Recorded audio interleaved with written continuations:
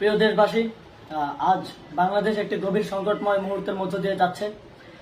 এখন পর্যন্ত আমাদের প্রাপ্ত খবর অনুযায়ী আওয়ামী লীগ, ছাত্রলীগ, যুবলীগের সন্ত্রাসীরা গুলি করে কুপিয়ে প্রায় 30-এর অধিক শিক্ষার ছাত্র জনতাকে হত্যা করেছে এবং দিন শেষ হতে হতে এই সংখ্যাটা কোথায় গিয়ে দাঁড়ায় আমরা জানি না।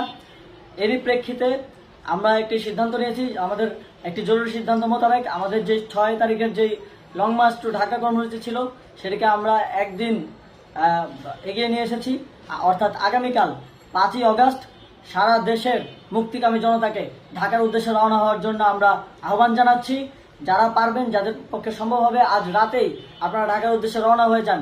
আমরা আগামীকাল সারা দেশের মুক্তিকামী জনতাকে ঢাকায় আসার আহ্বান জানাচ্ছি। বিশেষ করে ঢাকার আশেপাশে যে জেলাগুলো আছে, আপনারা দায়িত্ব নিয়ে মসজিদের মাইকে ঘোষণা দিয়ে যাদেরকে পাবেন সবাই